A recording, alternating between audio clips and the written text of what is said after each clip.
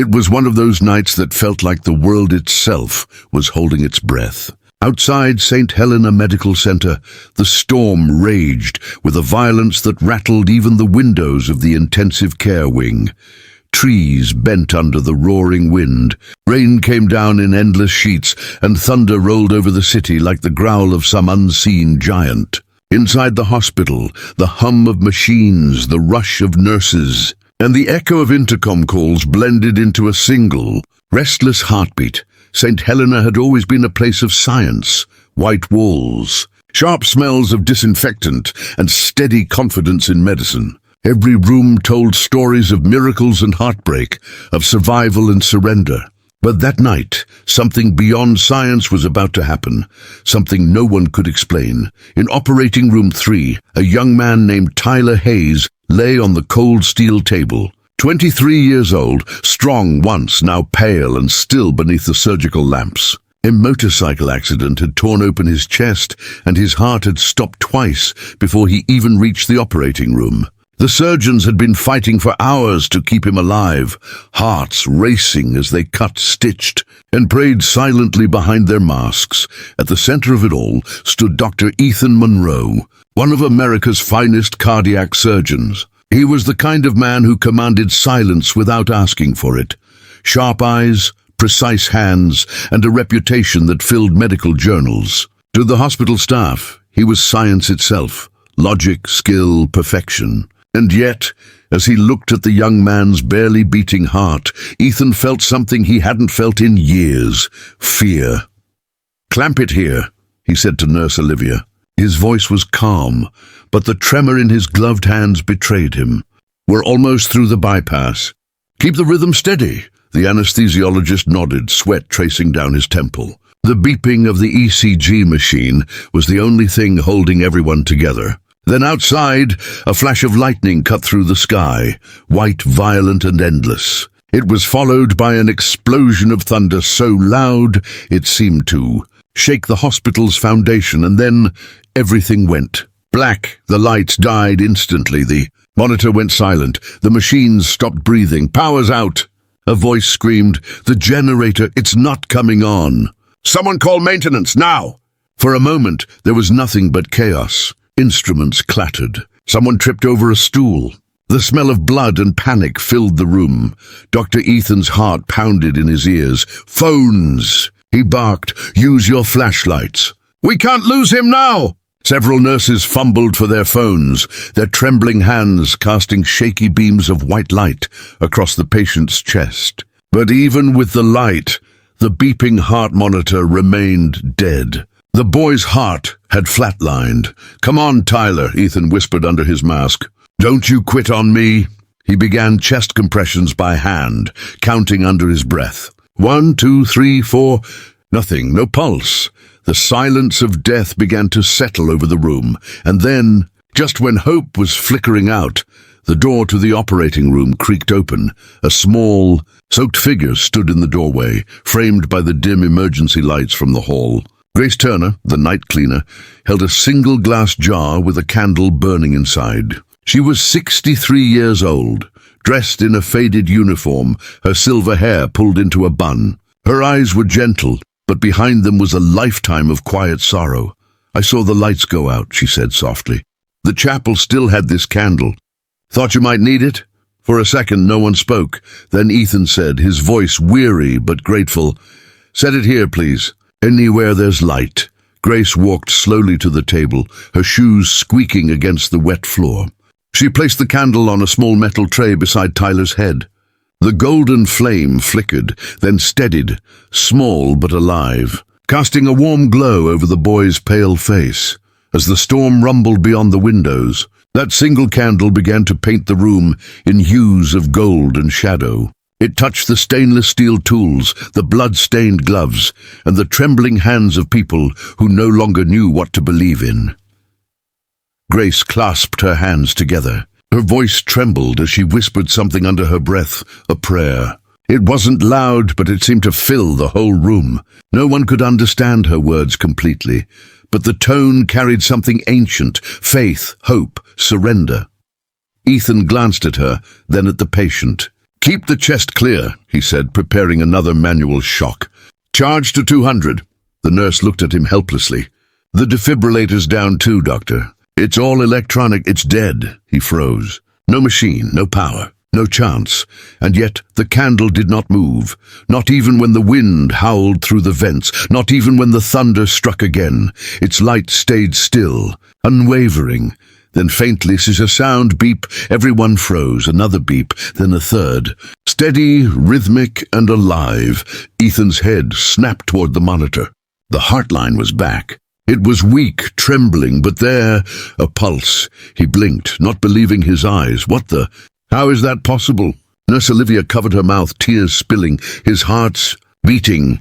Tyler's chest began to rise and fall, shallow at first, then stronger. The candle's flame danced slightly, as if breathing with him. Ethan's voice was barely a whisper. "We didn't restart him." Grace looked up, eyes glistening. "No," she said softly. "But someone did." The rain eased outside. The thunder drifted away like a tired beast. In the silence that followed, the surgeons stood frozen, not in fear, but awe. That night, science lost control, and faith took its place. No textbook could explain it. No data could measure it. A cleaner's candle had burned where no electricity could, and a dying heart had chosen to live again. As Ethan stepped back, looking at the soft glow over Tyler's body, he realized something he hadn't in years. Miracles didn't always wear white coats. Sometimes they wore old sneakers, carried a mop, and whispered prayers in the dark. The storm finally began to quiet, but Saint Helena Medical Center still trembled under the weight of what had just happened. Outside, the rain softened into a whisper against the glass. Inside, the air was thick with disbelief. And something else too, something no one wanted to name aloud. Awe. The candle still burned. Its faint golden light had outlasted the storm, the blackout, even the hum of machinery that now sputtered back to life as emergency power returned. The overhead lights flickered uncertainly, buzzing and blinking, but none of them could match the warmth of that one tiny flame. Dr. Ethan Monroe stood motionless near the table. He'd performed over 1,000 surgeries in his career. He'd faced cardiac arrests, brain hemorrhages, and battles against time that tested every fiber of his being. But nothing had prepared him for what he had just witnessed. "Vitals are stabilizing," Nurse Olivia said softly, scanning the monitor with trembling fingers. "His pulse it's steady. Oxygen levels climbing." Ethan's gloved hands fell to his sides. He turned toward Grace Turner, the old cleaner who still stood quietly near the wall, her candle trembling just a little in her hands now. The others looked at her the way one might look at a ghost or a saint. "Grace," Ethan said, his voice barely above a whisper. What did you say just now? When you put that candle down?" Grace looked up slowly. "It was just an old prayer, Doctor. Something my mother used to say when we had nothing else left." Ethan frowned. "A prayer?" She nodded. "For mercy, for light, for the heart that has forgotten how to beat." For a moment no one spoke. Rain tapped gently against the window pane. Somewhere down the hall a child coughed. The smell of antiseptic and burned plastic from the failed generator hung in the air. Ethan finally said, "You understand what you just saw is impossible. A complete cardiac arrest. No defibrillator, no adrenaline, no external resuscitation." "And yet he lived," Grace interrupted softly. "Sometimes the impossible doesn't need to be understood, Doctor. It just needs to be witnessed." The words hung in the air like a slow heartbeat. Hours passed. The storm drifted away from the coast, and dawn began to stain the horizon pale gold. In room 214, Tyler Hayes slept peacefully, his chest rising and falling with the steady rhythm of life. The surgery had been a success. At least, that's what the records would later say. But for everyone who had been in that operating room, the truth was more complicated. Ethan sat in the staff lounge, staring at his coffee untouched. His reflection shimmered in the dark liquid, the candlelight still playing behind his eyelids. He had no explanation, none that could fit inside the boundaries of medicine. Dr. Laura Kim, the hospital's chief administrator, entered quietly. She was in her 50s, calm and composed, with sharp eyes that saw everything. She took the seat across from him. "I heard about the surgery," she said. "And the event?" Ethan didn't answer. "They say the power went out." "Yes." "And that your patient flatlined." "Yes." "And that he came back?" Ethan looked up at her, his eyes hollow. "He did." Laura studied him. "How?" He shook his head. "If I knew, I'd tell you. But the truth is, I don't." She leaned back. "Grace Turner was there, wasn't she?" "Yes." "The cleaner?" "The same." Laura's expression softened. "She's been here longer than I have. 30 years, maybe more. People forget she's part of this place. But I've always said she belongs to the hospital like its heartbeat." Ethan sighed, rubbing his temples. "There's something about her. When she walked in with that candle, it was like the room changed. I don't believe in magic, Laura. I believe in medicine, in data, in science.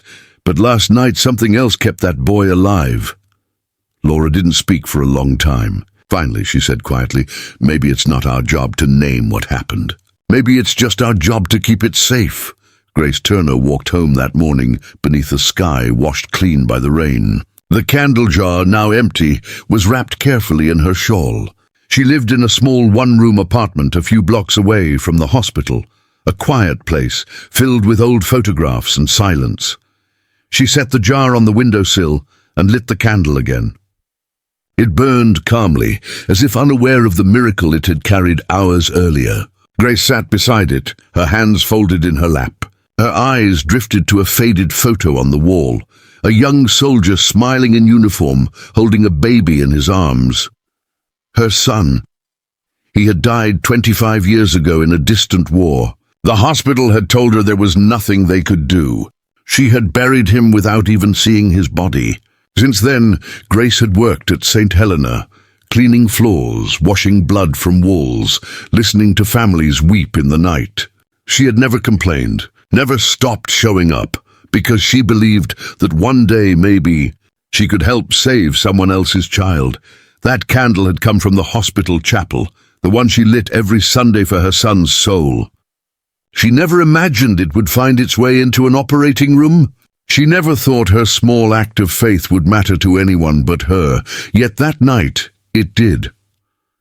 Back at the hospital, Ethan couldn't let it go.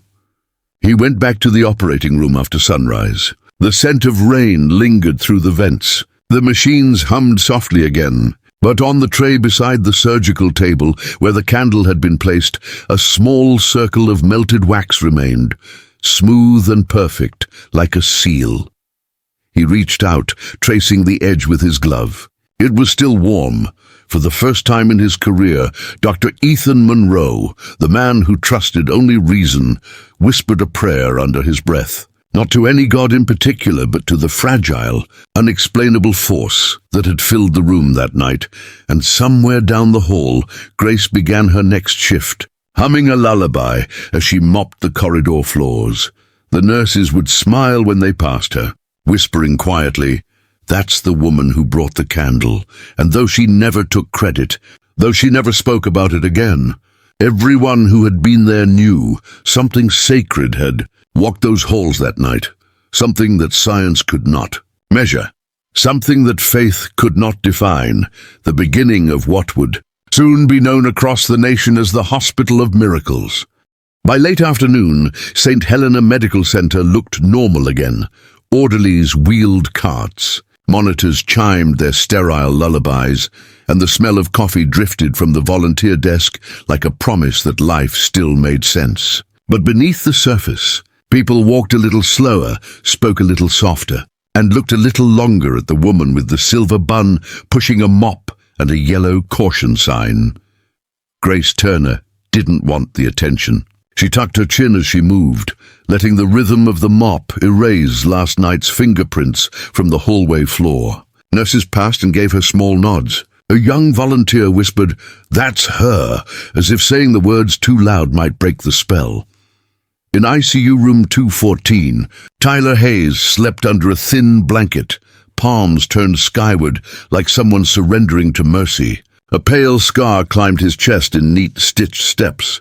The monitor traced his heart's climb back into the world, regular enough to calm the charge nurse. Miraculous enough to haunt the head surgeon, Dr. Ethan Monroe stood beside the glass, fingers pressed to the cool pane. He had watched this room for hours, as if it were a museum display of an endangered species, the explained unexplainable. In his pocket was a note scribbled at 3:14 a.m. No shock. No epi, ROSC. Return of spontaneous circulation. 3 words medical journals usually demand to be accompanied by the how. He had none. Doctor?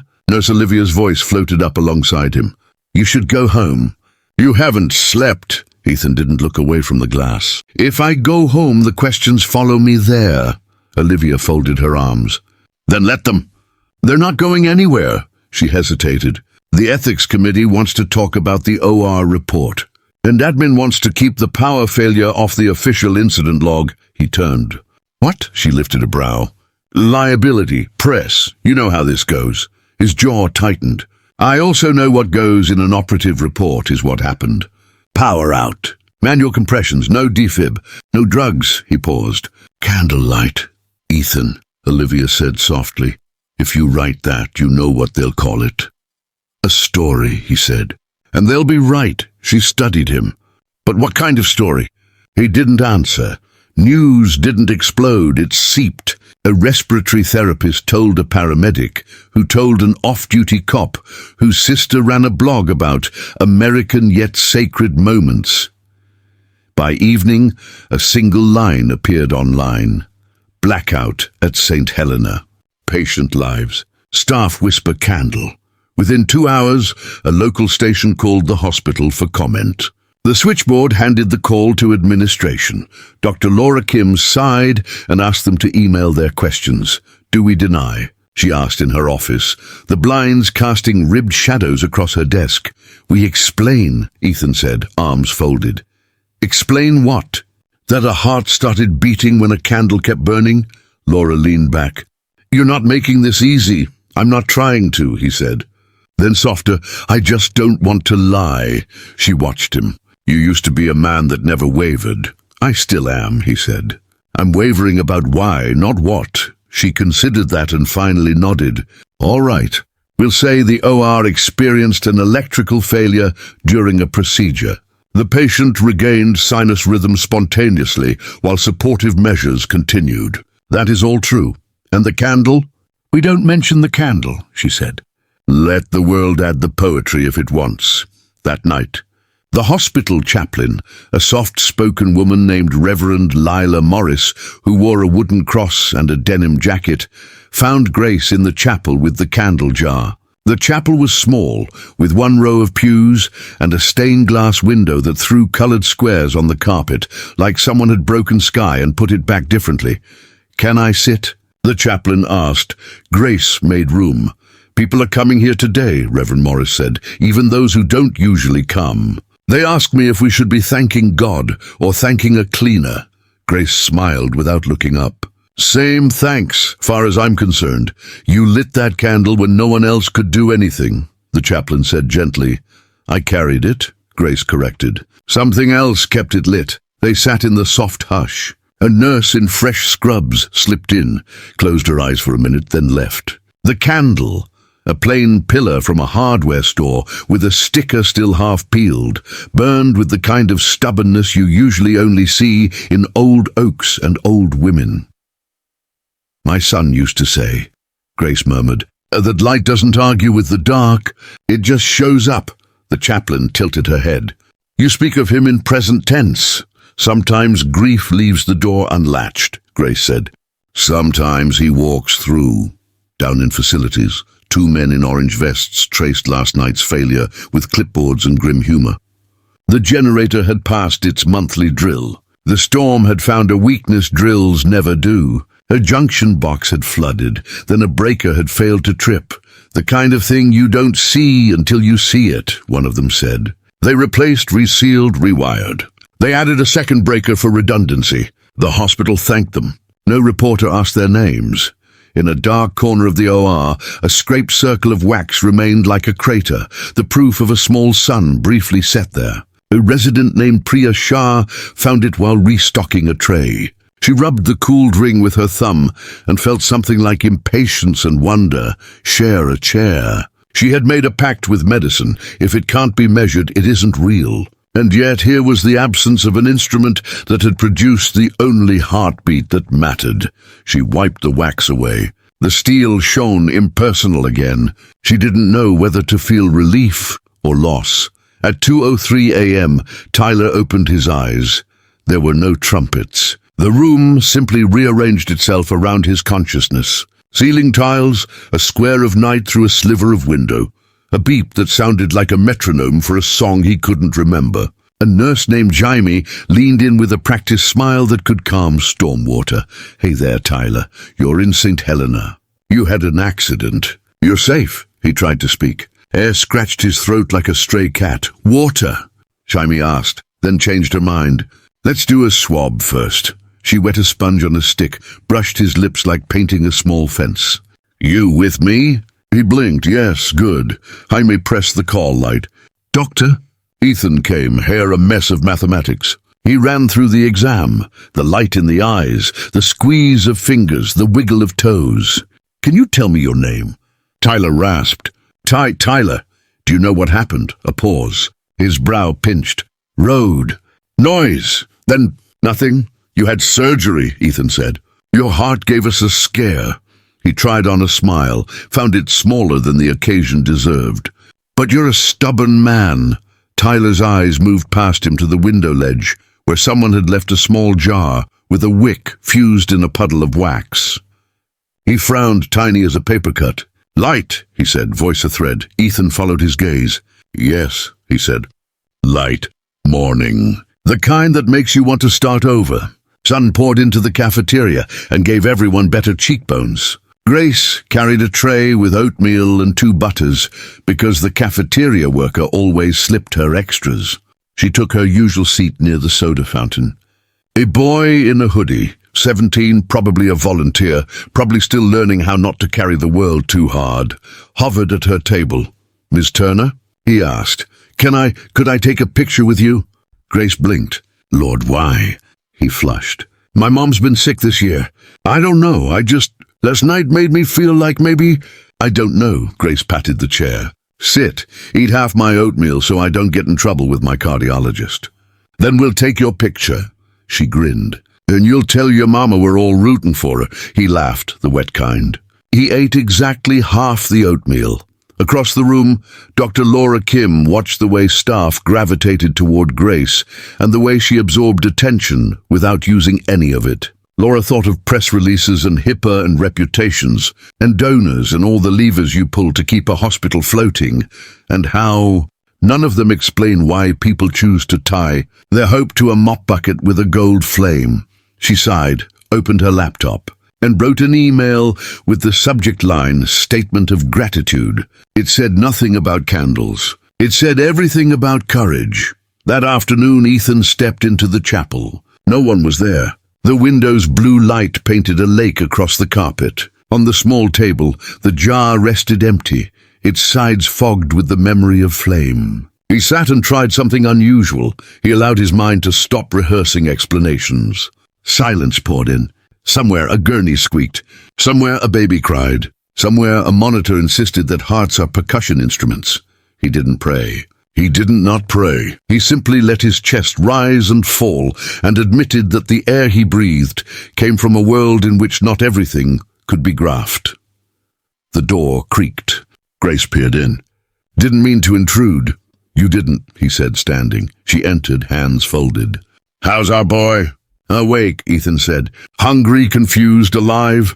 Grace's smile came slow and strong. "Good verbs." He gestured to the jar. "You know they won't let me write this into the record." She shrugged. "Records keep facts. People keep truth." He studied her. "How do you carry it so lightly?" "What, the mop?" She chuckled, then softened. "I lost my boy a long time ago, Doctor. That's heavier than any miracle. Once you've carried that, everything else feels like a candle." He swallowed. "I'm sorry." "I know," she said. "And last night, for a breath or two, it felt like some other mother somewhere didn't have to bury hers. "That's enough for me." They stood in companionable quiet. The empty jar held the room like a small moon. "Will it happen again?" he asked before he could stop himself. Grace tilted her head, amused. "You're a scientist asking me about schedules?" He huffed a laugh. "Fair." She touched the jar with 2 fingers. "Light shows up where it's needed. Our job is to have hands free to carry it." Just before sunset, power crews finished their final checks. The hospital lights, already steady, seemed to stand a little taller. In the courtyard, a crowd gathered, family, visitors, a few curious neighbors. Someone started an impromptu vigil, not official, not planned, just candles cupped in paper coffee sleeves to catch the drips. The night security guard watched from the door and pretended not to wipe his eyes. From a second-floor window, Tyler saw the pinpricks bloom. He didn't know what they meant. He only knew that when he closed his eyes, he could still feel warmth on his face and hear a woman's voice. Not words exactly, but the feeling of words, like being 6 and hearing someone hum while you fall asleep in the back seat of a car on the way home. Down below, Grace stepped to the edge of the circle. She didn't lead. She didn't speak. She just lifted a match, struck it, and shared her small flame with the next pair of hands, and the next, until the courtyard looked like the night had freckles. In a hospital built to count what can be counted, light crawled over every surface and refused to be tallied. And for the first time in years, Dr. Ethan Monroe stood among strangers and didn't need the why. He needed only the who and the what. A woman with a candle, a boy with a pulse, a room where darkness blinked first. The morning after the vigil, Saint Helena Medical Center looked like it had survived a dream too bright to last. Candles had left thin rings of wax across the courtyard bricks, the scent of smoke and rain mixing in the cool air. The sky was pale, uncommitted, caught between dawn and overcast. Inside, reporters had begun to circle like gulls after a storm. The story had leaked in ways no one could quite trace. Some swore a nurse posted anonymously on a forum. Others blamed a night orderly who couldn't keep wonder inside his mouth. Whatever the cause, the headlines spread faster than any bacteria. "Candle saves life. Miracle at Saint Helena." The hospital phone lines jammed. People called from nursing homes, church groups, cancer wards, even prisons, each asking for the same thing. Is it true? Some wanted hope. Others wanted proof. Dr. Laura Kim called an emergency meeting in the conference room at 9 a.m. sharp. The air smelled like stale coffee and printer ink. Around the table sat Ethan Monroe, Nurse Olivia, the legal advisor, the PR head, and a few administrators who hadn't seen an operating room in decades. Laura began. "We have a situation that's getting national traction. If we don't manage this story, it will manage us." The PR officer, a young man named Colin, looked nervous. "We're trending on social media. Candle Miracle has 2 million views. People are sharing the photo from last night's vigil." "Photo?" Ethan frowned. Colin turned his laptop around. There it was, Grace Turner, caught in the middle of the candle circle. Her wrinkled face bathed in gold light, her eyes closed, her hands folded. Someone had captioned it. "When science stopped, faith kept working." Ethan exhaled. "She doesn't even know this is happening." Laura folded her hands. "And she can't be the story, Ethan. The hospital has policies. We can't let an employee become a public figure representing medical events. So what do you want me to do? Pretend it never happened?" Laura looked at him steadily. "I want you to be smart. We're healers, not prophets." By afternoon, reporters camped outside the hospital gates. Microphones, cameras, satellite vans, all waiting for a glimpse of the woman with the candle. Grace avoided the front entrance, slipping in through the laundry bay instead. She didn't look frightened, just weary. Fame wasn't a language she spoke. In the break room, she found Ethan pacing. "Grace," he said, "they're looking for you." "I know," she answered, placing her mop aside. "They found the janitor closet twice today. Poor souls. They looked like they expected heaven behind the door." Ethan almost smiled, but the weight didn't lift. "They'll twist this. They'll make it a circus. Let them," she said. "Every circus needs light, too." He studied her, this woman who walked through chaos as if carrying her own calm. "Do you realize what people think you did?" Grace wrung her hands in her apron. "I didn't do anything, doctor. I just brought a candle. You did the work." "Except," Ethan said quietly, "I didn't bring him back." She tilted her head. "Maybe you did, just not the way you think." That night, the hospital's board of directors held a private call with the State Medical Review Committee. They wanted to ensure no supernatural claims appeared in official documentation. The phrasing felt clinical, almost afraid. When the call ended, Laura sat alone in her office. The clock read 11:47 p.m. The rain had started again. She looked out her window toward the courtyard, where a few leftover candles still stood unlit. Something in her heart stirred, a small, stubborn whisper she quickly silenced. Hospitals ran on evidence, not emotion. Yet evidence had been blind that night. She closed her laptop. In room 214, Tyler Hayes awoke to the soft beep of the monitor. The candle jar still sat on the windowsill. His eyes followed it as if it were alive. A nurse entered quietly. "You're up again, Mr. Hayes. Pain level?"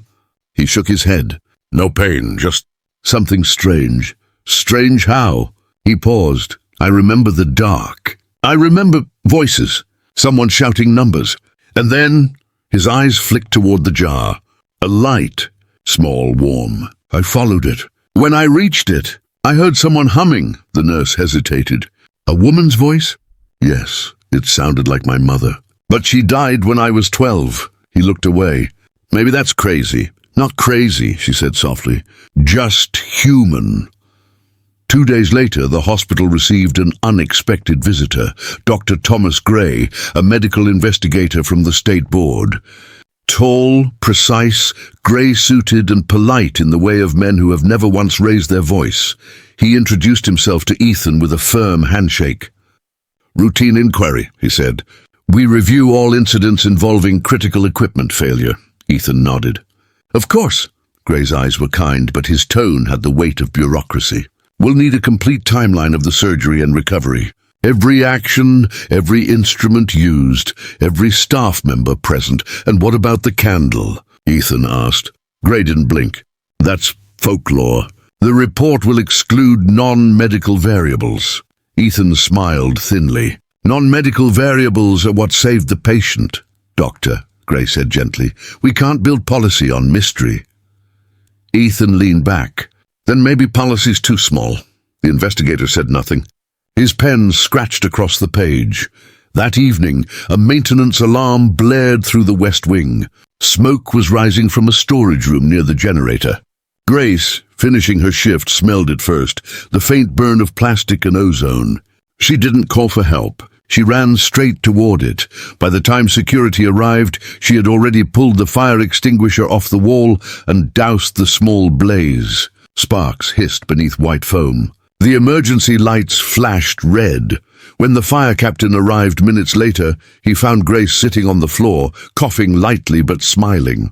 "Just a fuse," she said. "Little things catch fire when no one's watching. Ma'am, you could have been hurt," he scolded. "I was already here," she replied. No sense waiting for someone else's courage. Later, Ethan found her outside on the loading dock, wrapped in a blanket. "You never stop saving us, do you?" he asked. She laughed softly. "I just mop where the dirt shows." But when he looked into her eyes, he saw fatigue, deep, unspoken fatigue that comes from carrying too much faith in a world that keeps testing it. By the weekend, journalists were calling it the fire in the test. One miracle wasn't enough. The world demanded more proof. They wanted her on talk shows, morning news, podcasts. Grace refused every request. "If the story helps someone believe again," she told Laura, "they don't need to see my face." But people did come, pilgrims of pain, families who'd lost loved ones, soldiers with missing limbs, mothers holding framed photos of children gone too soon. They left candles on the hospital steps, hundreds of them. The wind made them sway like fields of gold. The media called it hysteria. The nurses called it hope. One night, when the crowd had thinned, Grace stepped outside and sat on the curb beside the candles. The wind brushed her grey hair. She whispered, "You see, James, I told you I'd light a candle for someone's son." She closed her eyes. In her memory, her son's laughter echoed faintly, like footsteps fading down a hallway. Behind her, the automatic doors opened. Ethan approached with 2 cups of coffee. "Mind some company?" "Not if you brought sugar," she said, smiling. He handed her the cup. "Do you ever wonder," he asked, "why it was you? Why the candle burned for you and not anyone else?" Grace stared into the flames. "Because I was the only one who believed it would." He nodded, understanding more than he wanted to. "Maybe belief is an instrument we've forgotten how to use." "Then start practicing," she said. "You'll need it." The next morning, the hospital woke to a strange sight. Every candle on the steps had burned out except one. The same jar Grace had carried into the operating room weeks ago. It stood in the center of the stairs, flame still alive, untouched by wind or dew.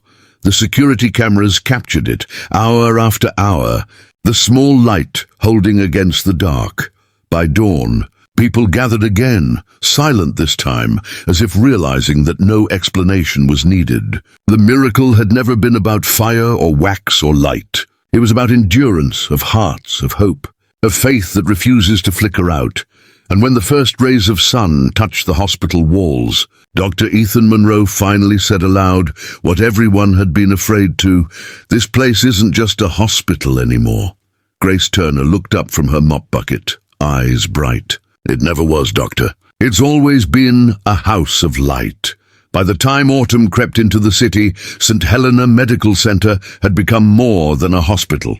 It was a story whispered in bus stations, church pews, and halfway houses, the place where a candle burned through the storm, where a dead heart beat again, and where faith refused to die even when the lights did.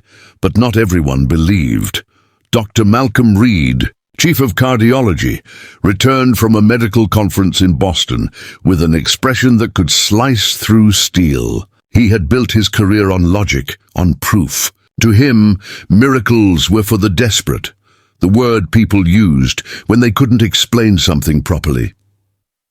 He entered the hospital on a crisp October morning, his footsteps echoing through the hallway like the ticking of a metronome. When he saw nurses lighting small candles on the chapel steps before starting their shifts, his brow furrowed. "What is this?" he asked sharply. Nurse Olivia looked up from her lighter. "Just a small prayer before work, Doctor." "For what?" "Electricity? We have generators now," Reed said dryly. "This place is beginning to look more like a church than a medical facility." "It's faith, sir," Olivia replied quietly. "Not decoration." He gave a short laugh. "Faith doesn't restart hearts. Adrenaline does." But the moment he stepped inside his office, he saw a file waiting on his desk, the Tyler Hayes report. Handwritten notes. Power outage details. A heart that restarted with no defibrillator, no external shock. Only the line scrawled in Ethan Monroe's handwriting, "Candle present throughout resuscitation." Reed stared at it for a long time, then slammed the file shut. "Impossible," he muttered. Later that afternoon, the weekly hospital review meeting gathered the senior staff around the oval conference table. The walls buzzed with quiet tension. Laura Kim sat at the head, Ethan on her right, Reed across from him. Grace, who had been invited only as a symbolic gesture, sat humbly at the far end, her mop leaning against the wall beside her. Reed began without ceremony. "With all due respect, we are a medical institution, not a cathedral. This," he tapped the report, "has turned us into a sideshow. Do you know how many emails I've received asking for faith-based cardiac training? It's absurd." Ethan spoke evenly. "No one's saying the candle caused the recovery, Malcolm. But we also can't deny it happened while everything else failed." Reed's voice sharpened. "Coincidence? Random physiological rebound. You know as well as I do that spontaneous rhythm can occur post-arrest." Ethan met his gaze. "After 7 minutes of flatline? No oxygen, no external intervention? You've read the vitals. You tell me how." Reed's silence was brief but heavy. Then he turned toward Grace. "Ms. Turner, may I ask you something?" Grace folded her hands, polite but steady. "Of course. When you entered the operating room, did you perform any physical action related to the patient? Touch him, adjust equipment, anything? No, she said simply. I just placed the candle and prayed. Yes, he leaned back. So you see, anecdote, not evidence. Correlation is not causation, Grace smiled faintly. Maybe not in your books, doctor. But sometimes the heart knows what the books forgot. A few of the nurses exchanged quiet looks. Ethan almost smiled. Reed exhaled through his nose. If we allow this myth to grow, it undermines every principle of medical credibility we've built. What happens when the next patient dies during a blackout? Do we blame the wrong kind of candle? The words stung. Grace lowered her eyes. Ethan leaned forward. No one here is worshipping wax, Malcolm. What they're remembering is hope. And maybe that's not such a bad contagion to spread. Laura finally raised her hand, her voice calm but firm. Enough. This hospital was built on science and compassion.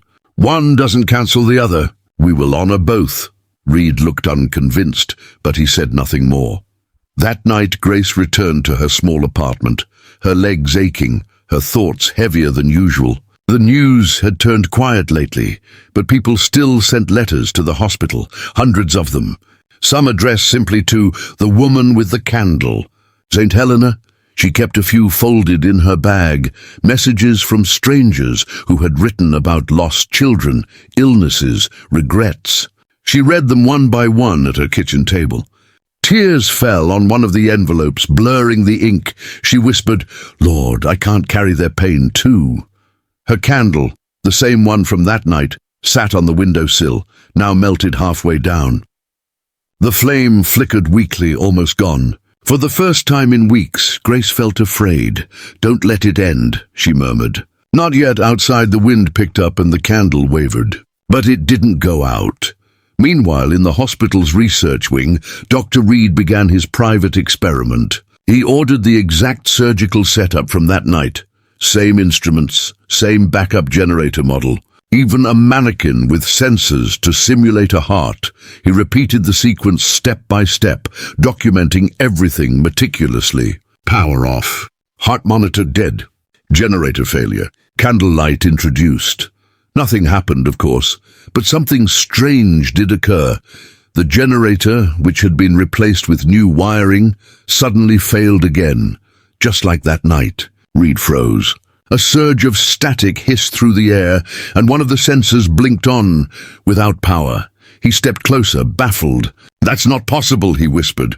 Then he smelled it, faint wax and smoke. Turning, he saw a janitor's candle flickering on the shelf near the door. He hadn't lit it. He stood there, heartbeat rising, his rational mind scrambling for wires, reflections, explanations. But none came. For the first time in his life, Dr. Malcolm Reed didn't know what to write in his notebook. Days passed. The candle in Grace's apartment burned lower each night, yet never went out. People began to say her light was protecting the hospital, that no patient had died in emergency during the entire month since the miracle. Ethan, curious and cautious, started compiling data. He noticed something uncanny. Admission survival rates in the ICU had risen sharply. Fewer post-surgery infections, faster recoveries. A ripple effect that couldn't be statistically justified, but there it was. One evening, he took the elevator down to the janitorial floor and found Grace washing mops in the storage sink. Grace, he said softly. Something's happening again. She glanced up, smiling tiredly. Something's always happening, Doctor. We just don't always notice when it's good. He leaned against the doorway. You could leave, retire. After all this attention, you could have a book deal, interviews. She shook her head. What would I say in a book? That light wins when you let it? He chuckled quietly. Maybe people need to read that. Maybe they need to feel it instead, she said, wringing out a cloth. A week later, tragedy struck. A transformer exploded in a nearby neighborhood, sending half the city into blackout again. Saint Helena's generator kicked in immediately, but 5 minutes later, it failed just like before. Alarm screamed. The ICU plunged into darkness. Ethan raced through the hallways, shouting orders. Manual ventilation. Keep pressure steady. In room 309, a child named Ava Mendoza was on the operating table. 6 years old, heart defect mid-procedure. The surgical lights died. Monitors flatlined, and then from the corridor, a glow appeared, small, golden, and moving closer. Grace. She walked through the chaos, her candle jar cupped in both hands. Flame steady despite the running and shouting around her. Ethan looked up, stunned. Grace. She didn't stop. She placed the candle on the edge of the table beside the little girl and whispered again. The same prayer she had spoken months ago. For mercy, for light, for the heart that has forgotten how to beat. The power returned 30 seconds later, but by then, Ava's heart had already started again. Outside the hospital, the storm clouds parted. A single ray of sunlight broke through and fell across the courtyard, touching the hundreds of candles still standing unlit from the last vigil. One by one, as if responding to something unseen, several of them flickered to life. Patients and families gathered by the windows. Nurses cried openly. Doctors stood silent, unable to breathe. Ethan turned to Grace, his voice trembling. It's happening again. Grace looked at the burning candles outside, her eyes soft and wet. No, doctor. It never stopped. That night, long after the halls had quieted and the lights dimmed, Ethan stood alone in the chapel. He looked at the jar where the first flame had burned, and for the first time in his life, he whispered not a prayer, but a confession.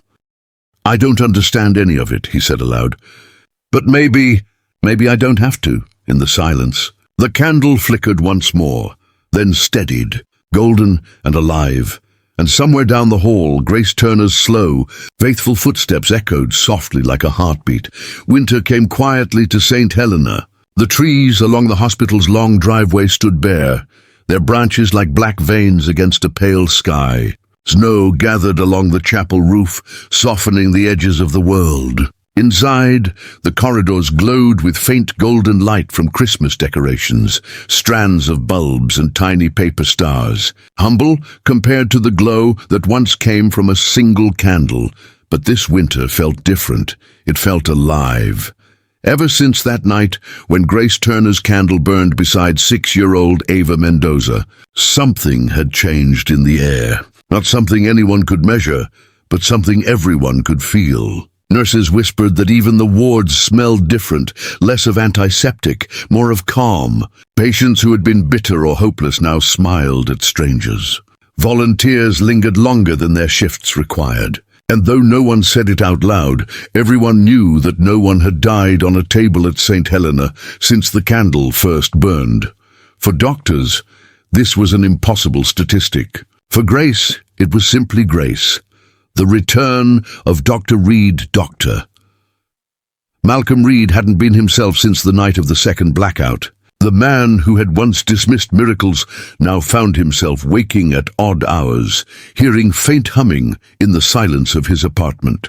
He would light his bedside lamp and realize that the tune was the same. One the cleaner had whispered in the operating room, though he had never consciously memorized it. He tried to drown it out with work. Charts, reports, research, but his hands trembled sometimes when he held a pen, because in some quiet corner of his mind, a question had begun to grow. What if I was wrong? One early morning, he arrived at the hospital before dawn and wandered toward the chapel. He had never gone there before. The janitors had just finished cleaning. The air smelled faintly of polish and candle wax. At the front of the chapel sat the jar, the same one Grace had carried months ago, its glass rim now darkened by smoke, its wick burned down to the stub.